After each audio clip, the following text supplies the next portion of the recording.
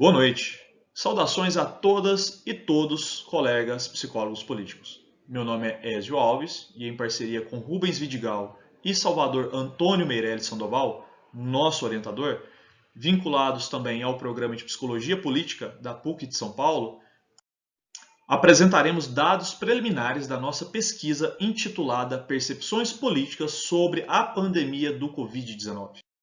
Até o presente momento, contamos com 184 respostas, ou no caso, pessoas que participaram da pesquisa. Essa pesquisa teve início no dia 9 de julho de 2020. No que diz respeito ao recorte de idade, entre 16 e 35 anos, totalizam 59,2% dos participantes. Dos 36 até os 60, são 35%. Mais de 60 anos são menos de 4% dos participantes. As mulheres são o grupo que mais responderam, que mais participaram da pesquisa, representam 67,4%. Já os homens, 32,6%. Pessoas solteiras, 62%. Pessoas casadas, 31%. A maior parte dos participantes reside no estado de São Paulo e também na capital.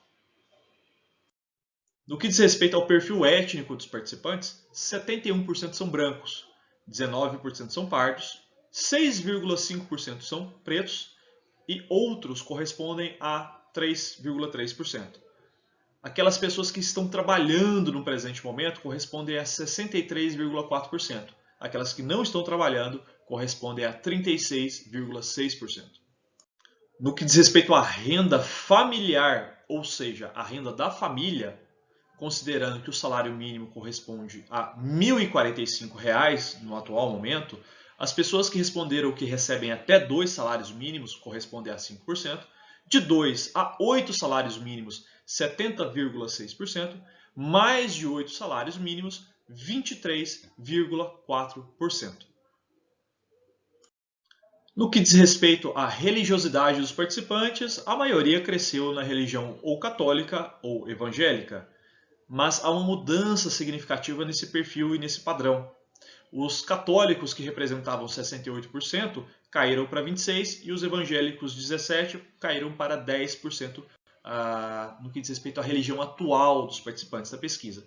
Os sem religião subiram de 3,3% para 28,3%. Aqueles que se declaram ateus correspondem a 10%. Os espíritas tiveram um ligeiro aumento de 4,9% para 10,3%. Sobre o autoposicionamento dos participantes, 56% estão no campo da esquerda, 16% estão no campo da direita e 18% não souberam responder.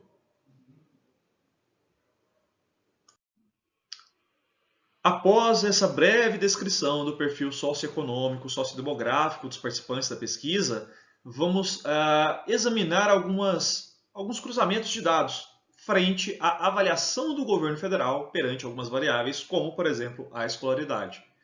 Aquelas pessoas com ensino médio incompleto são as que melhor avaliam o governo federal frente ao enfrentamento da pandemia, enquanto aquelas pessoas que possuem um ensino superior incompleto ou mesmo uma pós-graduação são aquelas que pior avaliam o governo frente ao enfrentamento da pandemia. Os grupos que mais rejeitam ou que menos avaliam bem o governo federal no quesito renda familiar são os grupos localizados de 2 salários mínimos até 8 salários mínimos. Os grupos que recebem até 2 salários mínimos foram os que melhor avaliaram o governo.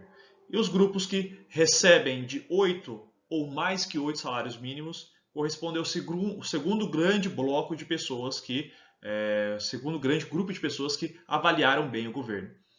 Dados esses que corroboram ou estão de acordo com outras pesquisas realizadas até o momento.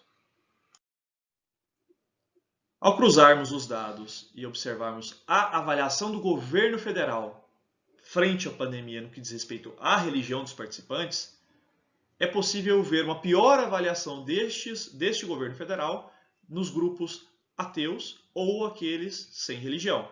Já os grupos católicos, evangélicos e de uma religiosidade de matriz africana e também os protestantes são os que melhor avaliam o governo federal. No que diz respeito à avaliação do governo federal frente à pandemia, os grupos étnicos que pior avaliam o governo federal são compostos primeiro pelos amarelos, depois dos brancos, seguidos pelos pretos, e o grupo étnico que melhor avalia o governo federal frente à pandemia são os pardos.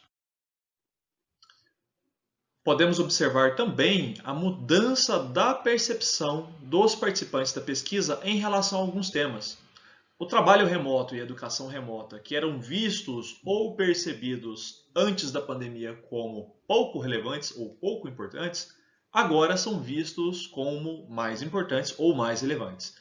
Relacionamentos interpessoais realizados de forma presencial foi o único tema que teve uma mudança negativa, uma variação negativa na percepção de relevância, ou seja, tornou-se menos relevantes para tais participantes. Agradecemos a atenção de todas e todos e um ótimo encontro ibero-latino-americano de psicologia política.